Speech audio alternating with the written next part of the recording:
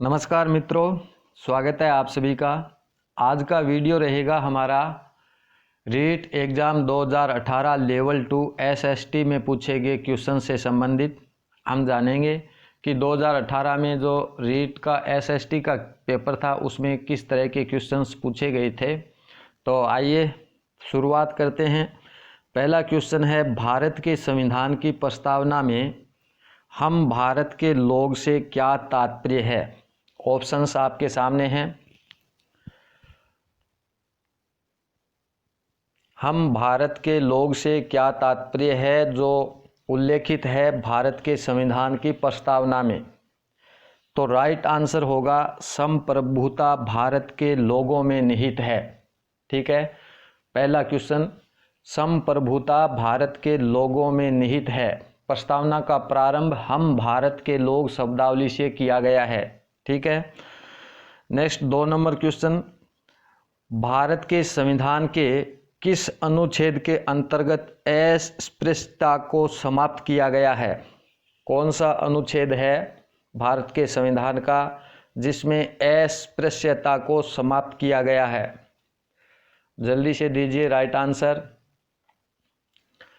यहाँ पे right answer होगा ऑप्शन बी, अनुच्छेद 17। संविधान के भाग 3 में मूल अधिकारों का प्रावधान है जिसमें समानता के अधिकार के अंतर्गत अस्पृश्यता को समाप्त किया गया है। क्वेश्चन नंबर 3 देखिए, संविधान के किस भाग में मूल कर्तव्यों को सन्निहित किया गया है। कौन सा भाग है संविधान का जिसमें मूल कर्तव्यों को सन्निहित किया गया है। 4 ऑप्शंस में से आपको सही आंसर देना है।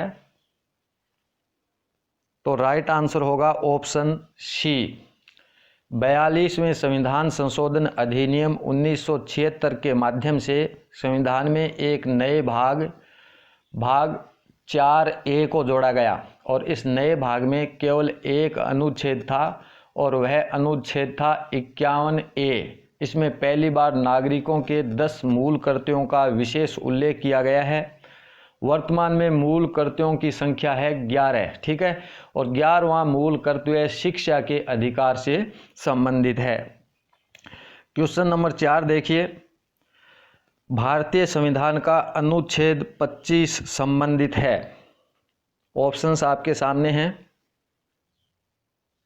भारतीय संविधान का अनुच्छेद इनमें से कौन से ऑप्शन से संबंधित है। जल्दी आंसर दीजिए।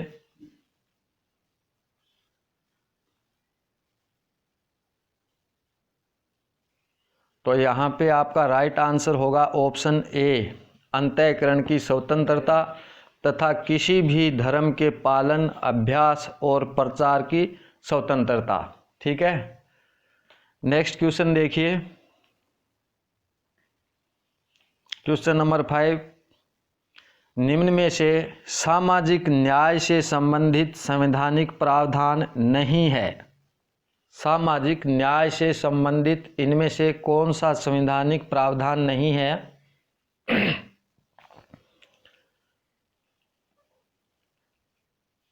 तो यहाँ पे आपका राइट आंसर होगा ऑप्शन सी, समान कार्य हेतु समान वेतन। ठीक है, भारतीय संविधान की प्रस्तावना में न्याय को 3 भिन्न रूपों में शामिल किया गया है।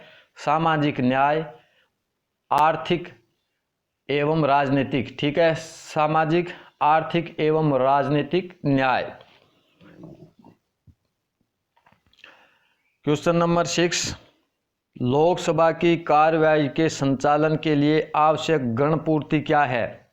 लोकसभा की कार्यवाही के संचालन के लिए आवश्यक गणपूर्ति। ऑप्शंस आपके सामने हैं। तो राइट आंसर बिल्कुल सिंपल है, कुल सदस्य संख्या का 1/10। ठीक है, लोकसभा में बैठक के लिए गणपूर्ति में कुल सदस्य संख्या के कम से कम 1/10 सदस्य बैठक में भाग लेना अनिवार्य है। नहीं तो बैठक को तब तक के लिए स्थगित कर दिया जाता है जब तक कि गणपूर्ति न हो जाए। नेक्स्ट है क्वेश्चन नंबर 7, भारत के संविधान के कौन से अनुच्छेद में एक मंत्रिपरिषद का प्रावधान है जो कि राष्ट्रपति को उसके कार्यों के निर्वहन में सहायता करता है? कौन सा अनुच्छेद है?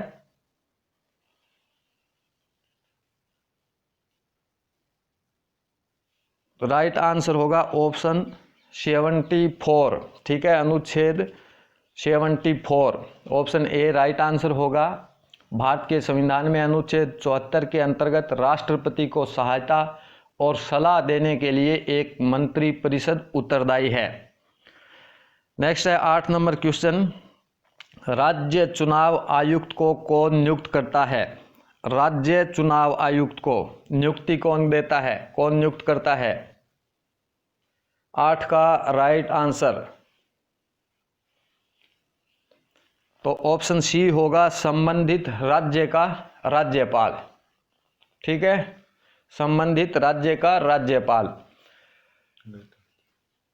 भारतीय संविधान के अनुच्छेद 243 के तथा 243 जड ए में राज्य निर्वाचन आयोग संबंधी प्रावधान किए गए हैं। ठीक है, नेक्स्ट क्वेश्चन 9 नंबर क्वेश्चन देखिए, भारत के सर्वोच्च न्यायालय के संबंध में निम्न में से कौन सा कथन सही नहीं है? भारत के सर्वोच्च न्यायालय के संबंध में इनमें से कौन सा कथन सही नहीं है?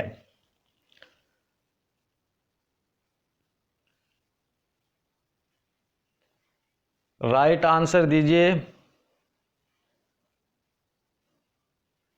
ऑप्शन बी यहाँ पे राइट आंसर है। यहाँ पे पूछा गया है कौन सा कथन सही नहीं है भारत के सर्वोच्च न्यायालय के संबंध में। तो यहाँ पे जो दिया गया है राइट आंसर बी होगा। ऑप्शन ए में दिया गया है कि संविधान की व्याख्या से संबंधित किसी मामले पर राष्ट्रपति सर्वोच्च न्यायालय से परामर्श प्राप्त कर सकता है, बिल्कुल कर सकता है। और सी में दिया गया है राष्ट्रपति सर्वोच्च न्यायालय द्वारा दिए गए परामर्श को मानने के लिए बाध्य नहीं है, तो बिल्कुल सही है। और ऑप्शन डी है कि सुप्रीम कोर्ट के परामर्श के अनुसार सरकार प्रस्तावित विधेयक में आवश्यक संशोधन कर सकती है, तो यह भी सही है। लेकिन ऑप्शन बी में दिया गया है कि राष्ट्रपति द्वारा मांगे जाने पर सर्वोच्च न्यायालय ने उनसे परामर्श देने के लिए बाध्य किया है, तो यही आपका गलत है और नहीं पूछा गया है। भारतीय संविधान के अनुच्छेद 124 ए के तहत भारत का एक सर्वोच्च न्यायालय होगा। अनुच्छेद 143 के अनुसार राष्ट्रपति आवश्यकता अनुसार उच्चतम न्यायालय से परामर्श ले सकता है, लेकिन राष्ट्रपति उस परामर्श को मानने के लिए बाध्य नहीं है। ठीक है, क्वेश्चन नंबर 10 देखिए, भारत के राष्ट्रपति के चुनाव के निर्वाचक मंडल में शामिल है। राष्ट्रपति के चुनाव के निर्वाचक मंडल में कौन शामिल है? ऑप्शंस आपके सामने हैं।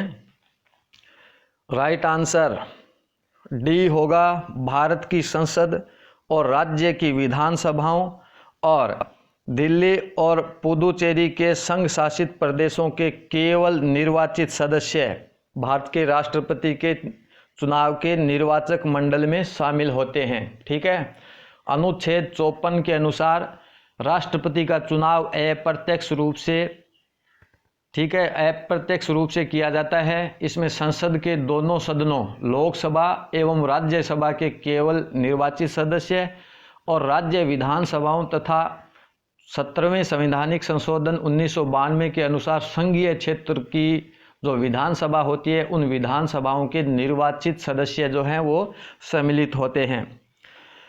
11 नंबर क्वेश्चन देखिए, एशिया की सबसे लंबी नदी कौन सी है? एशिया की सबसे लंबी नदी 11 नंबर, तो ऑप्शन बी होगा यांगतीसी या यांतगी। ठीक है, एशिया की सबसे लंबी नदी है और यह नदी तिब्बत के पठार से निकलकर चीन सागर में गिरती है और इस नदी की कुल लंबाई है। ठीक है, और नेक्स्ट क्वेश्चन 12 नंबर, किलिमंजारो पर्वत किस देश में अवस्थित है, पूछा गया था। किलिमंजारो पर्वत जो है वह कौन से देश में है? 12 नंबर का राइट आंसर तंजानिया में। ठीक है, किलिमंजारो पर्वत तंजानिया में है, जो अफ्रीका महाद्वीप का सबसे ऊंचा पर्वत है और यह दुनिया में सबसे लंबा मुक्त खड़ा पहाड़ है, जिसका शिखर है 5895 मीटर। ठीक है, नेक्स्ट क्वेश्चन देखिए 13 नंबर, समताप सीमा पर औसत तापमान क्या रहता है? समताप सीमा पर औसत तापमान कितना रहता है? बिल्कुल इजी क्वेश्चन पूछा था। ऑप्शन होगा डी, 0 डिग्री सेंटीग्रेड। ठीक है, समताप मंडल की बाह्य सीमा को समताप सीमा कहते हैं और यहाँ का तापमान जो है वो 0 डिग्री सेंटीग्रेड रहता है। 14 नंबर क्वेश्चन पूछा था, बेसाल्ट सेल का एक उदाहरण कौन सा है इनमें से? बेसाल्ट सेल का उदाहरण राइट आंसर होगा ऑप्शन बी, बाह्य आग्नेय। ठीक है, बाह्य आग्नेय सेल। आग से बनी चट्टानें यानी ज्वालामुखी से निकले लावा, मैग्मा, धूल के कणों के ठंडा होने पर जो चट्टानें बनती हैं वे बाह्य आग्नेय चट्टानें कहलाती हैं और इन्हें प्राथमिक मात्र सेल भी कहा जाता है। और इनमें ये जो परतें होती हैं, इनमें परतें एवं जीवाश्म नहीं पाए जाते हैं। लोहा, निकल, सोना, तांबा एवं जस्ता जैसे प्रमुख खनिज इसमें पाए जाते हैं। आर्थिक रूप से ये संपन्न चट्टानें मानी जाती हैं। नेक्स्ट देखिए, एक पोषण स्तर से दूसरे पोषण स्तर तक औसत ऊर्जा का प्रवाह कितना होता है? एक पोषण स्तर से दूसरे पोषण स्तर तक औसत ऊर्जा का प्रवाह कितना होता है? ऑप्शन सी होगा 10%। ठीक है, 10% होता है। क्वेश्चन नंबर 16, मेगास्थनीज का राजदूत कौन था? मेगास्थनीज का राजदूत कौन था? राइट आंसर होगा सेल्यूकस। ठीक है, मेगास्थनीज सेल्यूकस निकेटर का राजदूत था, जो चंद्रगुप्त मौर्य के दरबार में आया था और इसने अपनी पुस्तक इंडिका में मौर्य युगीन समाज एवं संस्कृति के विषय में लिखा था। क्वेश्चन नंबर 17 पूछा था, कौन चंद्रगुप्त द्वितीय की राजसभा में एक नवरत्न नहीं था? इनमें से चंद्रगुप्त द्वितीय की राजसभा में जो नवरत्न थे, इनमें से एक कौन सा नहीं था? तो यहाँ पे हमारा राइट आंसर होगा ऑप्शन डी, फायान। ठीक है, चंद्रगुप्त द्वितीय के दरबार में रहने वाले प्रमुख विद्वान वरामिहिर, धन्वंतरी, ब्रह्मगुप्त, वररुचि आदि थे। लेकिन जो बात कर रहे हैं हम फायान की, चंद्रगुप्त द्वितीय के शासनकाल में चीनी बौद्ध यात्री था फायान, जो भारत आया था। ठीक है, ये चीन का था और बौद्ध धर्म को मानने वाला था, चीनी बौद्ध यात्री फायान। ठीक है, नेक्स्ट क्वेश्चन पूछा था, महाराणा प्रताप के हाथी का नाम पूछा था। बिल्कुल इजी था, महाराणा प्रताप के हाथी का नाम था राम प्रसाद। ठीक है, महाराणा प्रताप के 2 प्रसिद्ध युद्धरत हाथी थे, एक का नाम था राम प्रसाद और दूसरा था लूणा। ठीक है, जिन्होंने हल्दी घाटी युद्ध में भाग लिया था। राम प्रसाद हाथी को अकबर ने बंदी बनाया तथा उसका नाम बदलकर क्या रख दिया था? पीर प्रसाद रख दिया था और अंत में राम प्रसाद की हत्या कर दी गई थी अकबर के द्वारा। क्वेश्चन नंबर 19 है, सामाजिक सुधारक गोविंद गुरु का जन्म कहाँ पे हुआ था? गुरु गोविंद का जन्म ऑप्शन 3, बंजारा परिवार में। ठीक है, गोविंद गुरु का जन्म 1858 ईस्वी में डूंगरपुर जिले के बांसिया गांव में एक बंजारे परिवार में हुआ था। ठीक है, डूंगरपुर जिले का बांसिया गांव 1858 में इनका, और इन्होंने 1883 ईस्वी में संप सभा की स्थापना की थी। ठीक है, 20 नंबर क्वेश्चन, चेतावनी रा चुंगट्या किसने लिखी थी? चेतावनी रा चुंगट्या किसने लिखी थी? केसरी सिंह बारहट ने। ठीक है, और चेतावनी या चुंगट्या डिंगल भाषा में रचित है और इसमें 13 सोरठे हैं, याद रखना है। 21 नंबर क्वेश्चन, लंदन में वीर विनायक दामोदर सावरकर के लिए आगे अध्ययन के लिए छात्रवृत्ति की व्यवस्था किसने की थी? वीर दामोदर सावरकर के लिए आगे पढ़ने के लिए अध्ययन के लिए छात्र की व्यवस्था किसने की थी? तो यहाँ पे आपका ऑप्शन होगा ए, राइट, ठीक है, श्यामजी कृष्ण वर्मा ने। वीर विनायक दामोदर सावरकर का जन्म हुआ था महाराष्ट्र के नासिक जिले के भागुर गांव में 28 मई 1883 को। और स्नातक पूरी इन्होंने जब कर ली थी तो स्नातक पूरी करने के बाद राष्ट्रवादी कार्यकर्ता श्यामजी कृष्ण वर्मा ने छात्रवृत्ति पर कानून का अध्ययन करने के लिए सावरकर को इंग्लैंड जाने में मदद की थी। वीर सावरकर ने वर्ष 1900 में नाविक में मित्र मेला नामक, नासिक में, ठीक है, मित्र मेला नामक संस्था प्रारंभ की थी जो 1904 ईस्वी में अभिनव भारत में परिवर्तित हो गई थी। 22 नंबर क्वेश्चन, मत्स्य जनपद की राजधानी के बारे में पूछा था। मत्स्य जनपद की राजधानी, तो राइट आंसर होगा, सिंपल क्वेश्चन थे ये, विराटनगर, ठीक है। प्राचीन मत्स्य जनपद की राजधानी विराटनगर यानी वर्तमान बैराट थी। 23 नंबर क्वेश्चन, पैगन वंश का आनंद मंदिर कहाँ स्थित है? पैगन वंश का आनंद मंदिर कहाँ पे स्थित है? तो म्यांमार में है ये, म्यांमार में, ठीक है। 9वीं 10वीं शताब्दी में म्यांमार या बर्मा में पैगन राज्य की स्थापना हुई और यहाँ का प्रसिद्ध राजा था अनिरुद्ध। इस पैगन वंश के राज्यकाल में ब्राह्मण धर्म का स्थान बौद्ध धर्म ने ले लिया था और यहाँ का आनंद मंदिर भारतीय शिल्पकारों द्वारा निर्मित मंदिर है। चलिए नेक्स्ट क्वेश्चन 24 नंबर, त्राइन का युद्ध 1191 ईस्वी में किसने जीता था? त्राइन के 2 युद्ध हुए थे। 1191 ईस्वी में त्राइन का युद्ध किसने जीता था? तो सिंपल क्वेश्चन, बिल्कुल सिंपल क्वेश्चन है, राइट आंसर दीजिए। यहाँ ऑप्शन थोड़ा गलत टाइप हुआ है, पृथ्वीराज चौहान ने जीता था, ठीक है, पृथ्वीराज चौहान ने जीता था। यहाँ पे ऑप्शन गलत है, यहाँ पे आप पृथ्वीराज मानो, पृथ्वीराज चौहान ने जीता था, ओके। और 1192 में हुआ था वो जीता था मोहम्मद गौरी ने, ओके। त्राइन का प्रथम युद्ध दिल्ली के शाकंभरी शाखा के चौहान शासक पृथ्वीराज चौहान ने जीता था। और किसके मध्य हुआ था? तुर्क शासक मोहम्मद गौरी के बीच 1191 ईस्वी में यह युद्ध हुआ था। हरियाणा के करनाल जिले में स्थित है तराइन का मैदान, ठीक है। और यहाँ खुला संघर्ष हुआ जिसमें पृथ्वीराज चौहान विजयी हुए थे 1191 में। और 1192 में तराइन का दूसरा युद्ध हुआ जिसमें मोहम्मद गौरी विजयी रहे, ओके। 25 नंबर क्वेश्चन, राजस्थान का कौन सा नृत्य रूप 2010 में यूनेस्को अमूर्त सांस्कृतिक धरोहर सूची में सम्मिलित किया गया? इंपॉर्टेंट क्वेश्चन था। कालबेलिया नृत्य, ठीक है। कालबेलिया नृत्य कालबेलिया जनजाति के द्वारा प्रस्तुत किया जाने वाला राजस्थान का एक भावमय नृत्य है। यह नृत्य आनंद और उत्सव के सभी अवसरों पर कालबेलिया जनजाति के स्त्री और पुरुषों द्वारा किया जाता है। और इस नृत्य में प्रमुख नर्तक महिलाएं होती हैं, ठीक है, जो काले घाघरे पहनकर सांप की गतिविधियों की नकल करते हुए नाचती हैं।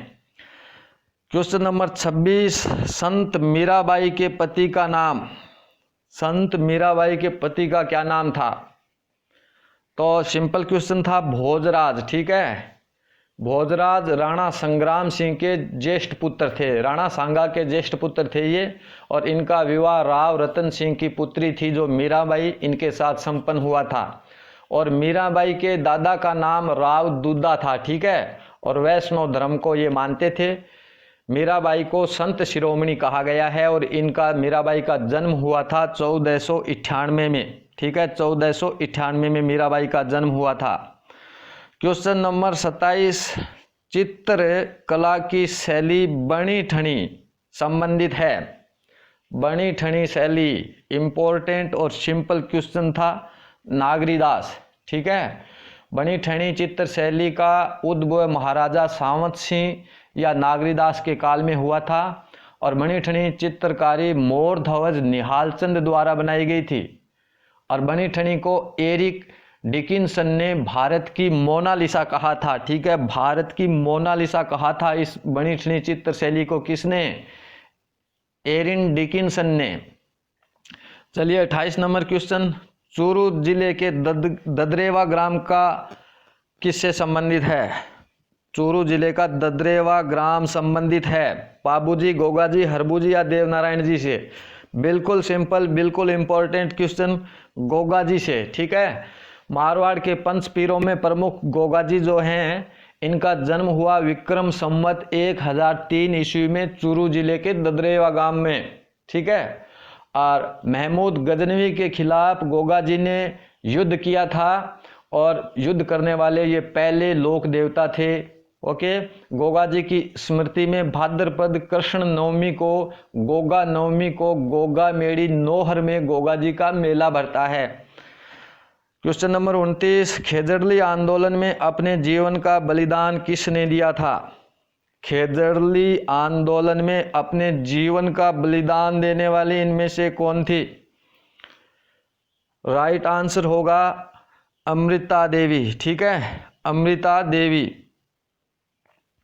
जोधपुर महाराजा अभय सिंह के शासनकाल में खेजड़ली ग्राम में वृक्षों की रक्षा हेतु अमृता देवी ने अपनी तीन पुत्रियों का नाम था आशु, रत्नी और भागु। इन तीन पुत्रियों सहित 363 बिश्नोइयों ने पेड़ की रक्षा की खातिर अपने प्राणों की आहुति दी थी। और दोस्तों, भाद्रपद शुक्ल दशमी को प्रतिवर्ष खेजड़ली शहीद बलिदान दिवस के रूप में मेला भरता है। ठीक है, 30 नंबर क्वेश्चन, पुस्तक आनंद मठ में वंदे मातरम किसने लिखी थी? पुस्तक आनंद मठ में वंदे मातरम किसने लिखी थी? ठीक है, बंकिम चंद्र चटर्जी ने।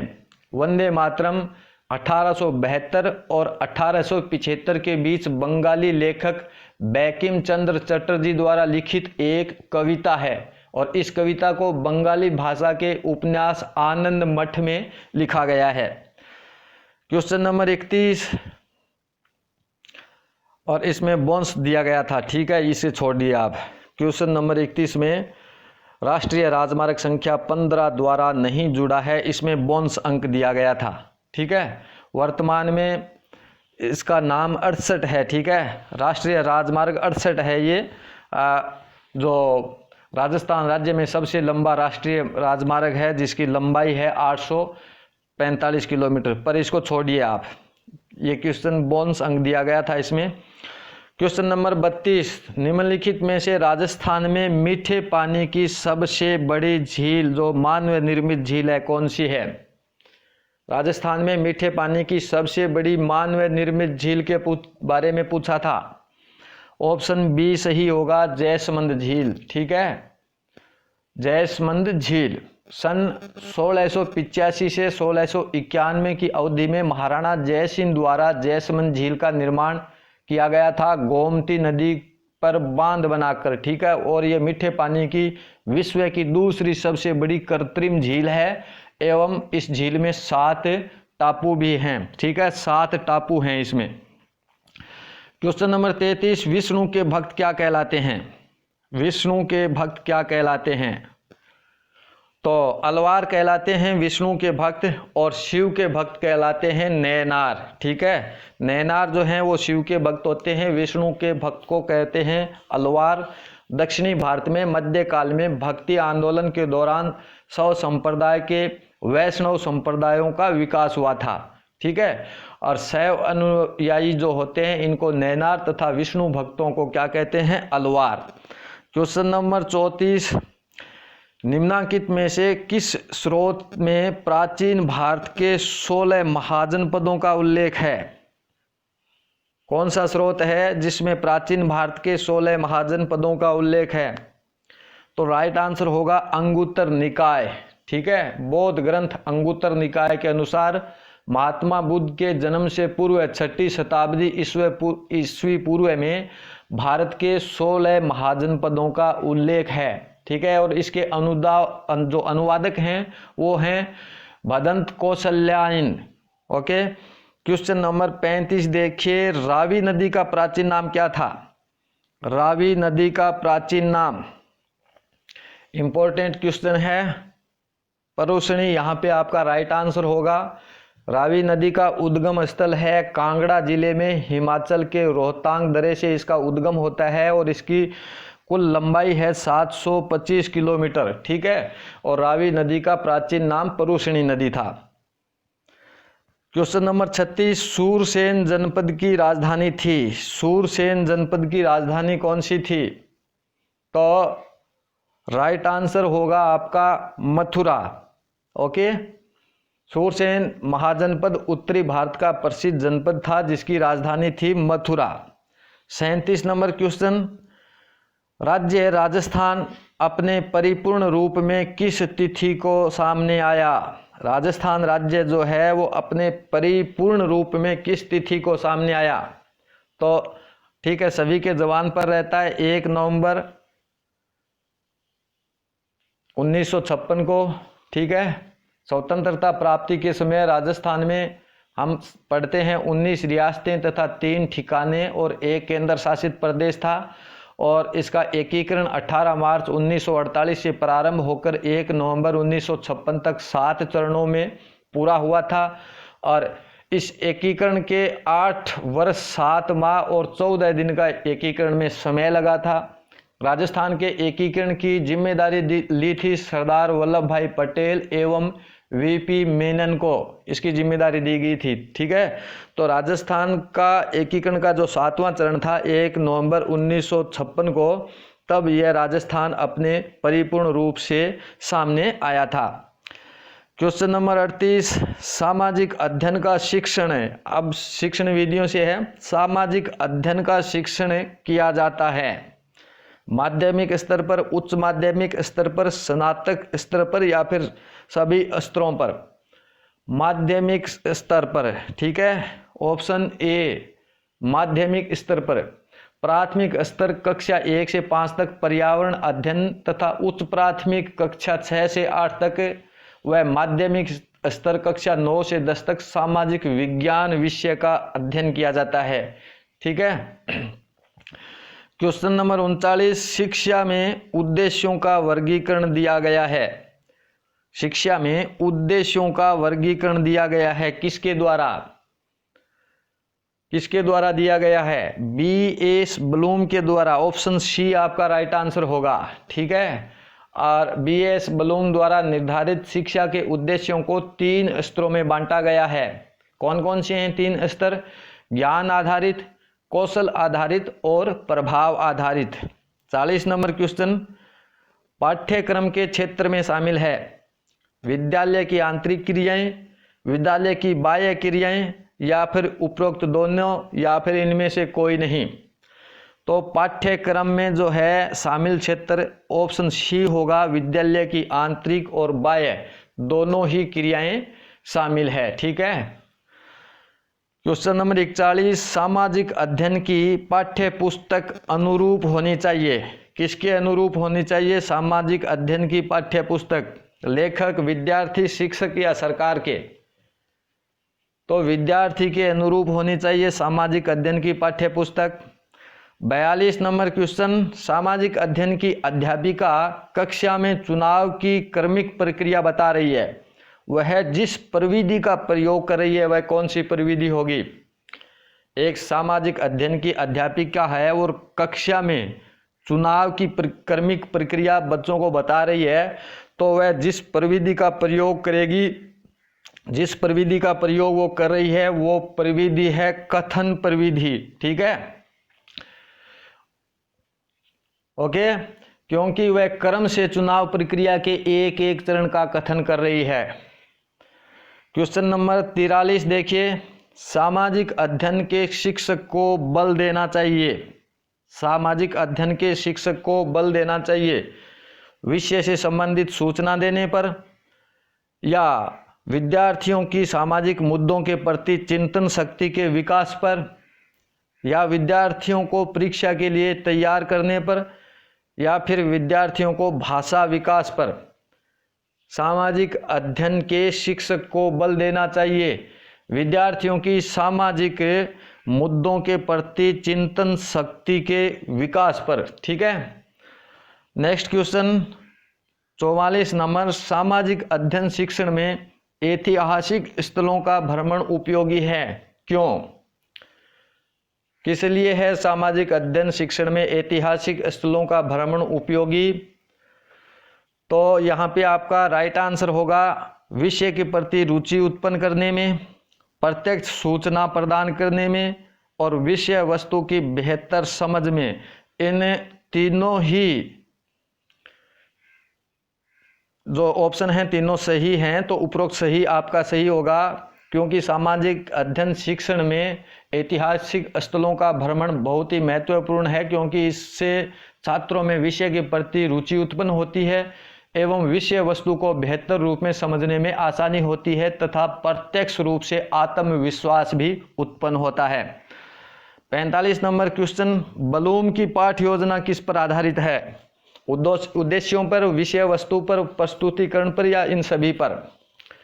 ब्लूम की पाठ योजना उद्देश्यों पर आधारित है। ठीक है, ब्लूम की पाठ योजना उद्देश्यों पर आधारित है। बीएस ब्लूम द्वारा निर्धारित शिक्षा के उद्देश्यों को 3 स्तरों में बांटा गया है। ठीक है, ज्ञान आधारित, कौशल आधारित और प्रभाव आधारित।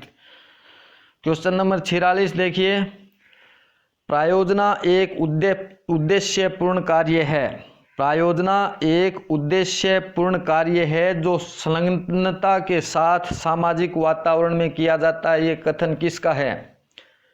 किसने कहा है कि प्रायोजना एक उद्देश्यपूर्ण कार्य है जो संलग्नता के साथ सामाजिक वातावरण में किया जाता है? ऐसा कहा है किसने? किलपैट्रिक ने। ठीक है, क्वेश्चन नंबर 47, सामाजिक अध्ययन में निम्न में से कौन सी परीक्षा छात्रों के स्वतंत्र चिंतन के मूल्यांकन का अवसर प्रदान करती है? कौन सी परीक्षा जो है वो छात्रों के स्वतंत्र चिंतन के मूल्यांकन का अवसर प्रदान करती है सामाजिक अध्ययन में? तो स्वतंत्र चिंतन के मूल्यांकन का अवसर प्रदान करने वाली जो परीक्षा होती है वो होती है कौन सी? निबंधात्मक प्रकार की परीक्षा। ठीक है, इस निबंधात्मक परीक्षा के अंतर्गत सभी बालक प्रश्नों के उत्तर निश्चित समय में निबंध के रूप में देते हैं और इसके द्वारा मूल्यांकनकर्ता को बालकों के विचार, चिंतन शक्ति, तुलना, तर्क शक्ति आदि भावपूर्ण रूप से दिखाई देते हैं। ठीक है, क्वेश्चन नंबर 48, निम्नलिखित में से कौन सी रबी की फसल है? रबी की फसल इनमें से कौन सी है? तो सिंपल, सरसों की फसल रबी की फसल है। यह फसल सामान्यतः अक्टूबर में बोई जाती है तथा अप्रैल के प्रारंभ में काट ली जाती है और इसके अंतर्गत आने वाली फसलों की अगर बात करें तो गेहूं, जौ, चना, मटर, सरसों, राई और तारामीरा आदि ये सब रबी की फसलें हैं। क्वेश्चन नंबर 39 देखिए, 49, निम्नलिखित में से किस आंतरिक राष्ट्रीय राजमार्ग के द्वारा ब्रह्मपुत्र नदी में सादिया से धुबरी को जोड़ा गया है? आंतरिक राष्ट्रीय राजमार्ग के द्वारा ब्रह्मपुत्र नदी में सादिया से धुबरी को निम्नलिखित में से कौन से अंतर्राष्ट्रीय मार्ग के द्वारा जोड़ा गया है? Question number option number B होगा राष्ट्रीय राजमार्ग संख्या 2। ठीक है, और 50 नंबर है, जनगणना 2011 की जनगणना के अनुसार भारत में पुरुष साक्षरता दर पूछी गई थी। 2011 की जनगणना के अनुसार भारत में पुरुष साक्षरता दर कितनी थी? तो सिंपल 82.14, यानी ऑप्शन ए 82.14% भारत में 2011 की जनगणना के अनुसार पुरुष साक्षरता दर थी। ठीक है, 2011 की जनगणना के अनुसार भारत में साक्षरता दर थी 74.04%, कुल साक्षरता दर 82.14%, जिसमें से पुरुष साक्षरता दर की अगर बात की जाएगी तो 82.14% और महिला साक्षरता दर थी 65.46%। ओके। सर्वाधिक साक्षरता वाला राज्य था केरल 94% और न्यूनतम साक्षरता वाला राज्य था बिहार 61.8%। क्वेश्चन नंबर 51, भारत में शीतकालीन वर्षा कहाँ से उत्पन्न होने वाले चक्रवातों का परिणाम है?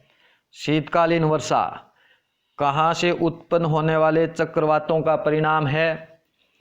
तो भूमध्य सागर से। ठीक है।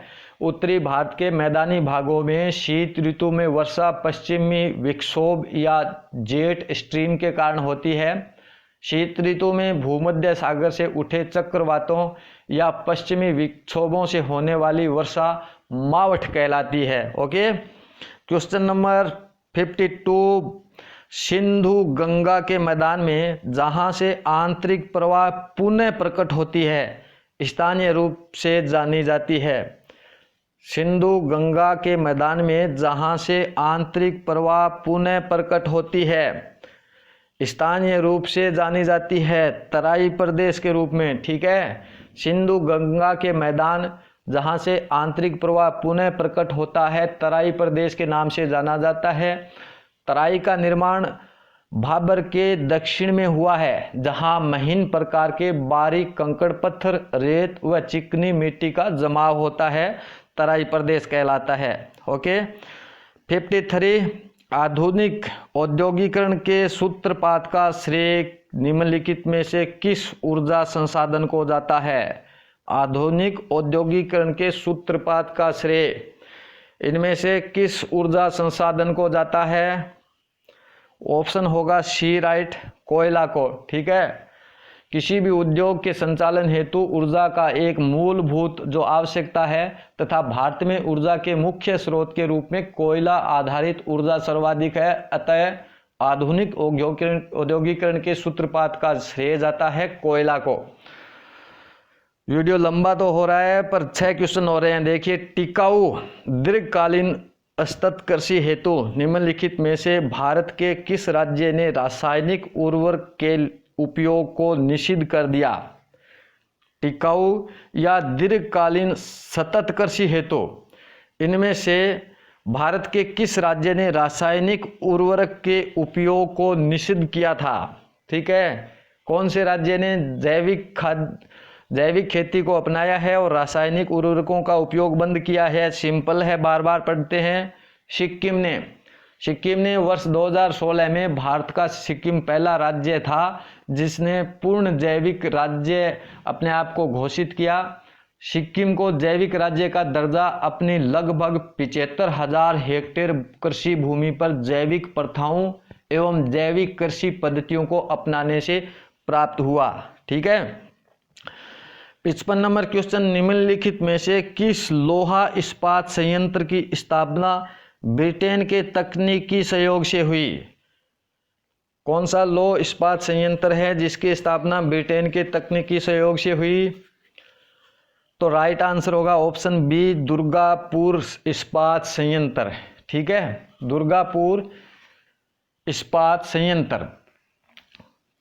नेक्स्ट क्वेश्चन 56 नंबर, निम्नलिखित में से कौन सी नदी उत्खात भूमि के लिए कुख्यात है? उत्खात भूमि के लिए कौन सी नदी कुख्यात है? ऑप्शन ए राइट होगा, चंबल नदी। ठीक है, ये राजस्थान की 12मासी नदी है और इसकी कुल लंबाई तो 1051 किलोमीटर है, लेकिन राजस्थान में 322 किलोमीटर बहती है ये, और इसका उद्गम मध्य प्रदेश में इंदौर जिले के महू के निकट विंध्याचल पर्वत के जानापाव पहाड़ी से हुआ है। और यह नदी उत्खात स्थलाकृति का सर्वश्रेष्ठ उदाहरण है जो कृषि हेतु सर्वथा अनुपयुक्त है। ठीक है। क्वेश्चन नंबर 57, याकूत जनजाति का आवास स्थान है। याकूत जनजाति का आवास स्थान उत्तरी साइबेरिया। ठीक है। और क्वेश्चन नंबर 58 देखिए, घग्गर का मैदान कहाँ पे अवस्थित है? घग्गर का एकदम सिंपल और एकदम इम्पोर्टेंट क्वेश्चन, बार बार कई एग्जामों में पूछा जाता है, गंगानगर और हनुमानगढ़ जिलों में। ठीक है, गंगानगर और हनुमानगढ़ जिलों में, मुख्यतः हनुमानगढ़ एवं गंगानगर जिलों में विस्तृत है और इस क्षेत्र में वर्तमान में घग्गर नदी प्रवाहित होती है, जो मृत नदी के नाम से जानी जाती है। इस घग्गर नदी को मृत नदी के नाम से भी जानते हैं। नेक्स्ट क्वेश्चन देखिए, सेकंड लास्ट, राजस्थान का प्रथम वस्त्र उद्योग स्थापित हुआ कहाँ पे? ये क्वेश्चन भी बार बार पूछा जाता है, ब्यावर में। ठीक है, राजस्थान में सर्वप्रथम 1889 ईस्वी में कृष्णा मिल्स लिमिटेड की स्थापना की थी सेठ दामोदर दास ने ब्यावर अजमेर में। ठीक है, और दूसरी मिल ब्यावर में ही 1906 ईस्वी में एडवर्ड मिल्स लिमिटेड के नाम से स्थापित हुई थी। और लास्ट क्वेश्चन देखिए, 2011 की जनगणना के अनुसार निम्नलिखित में से राजस्थान के किस जिले में दशकीय जनसंख्या वृद्धि दर न्यूनतम रही?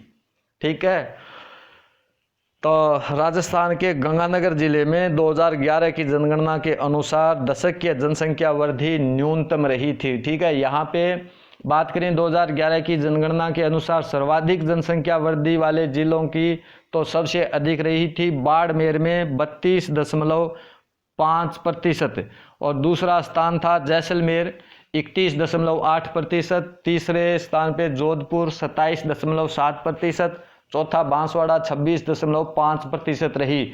जबकि न्यूनतम जनसंख्या की बात करें तो गंगानगर की रही थी 10%।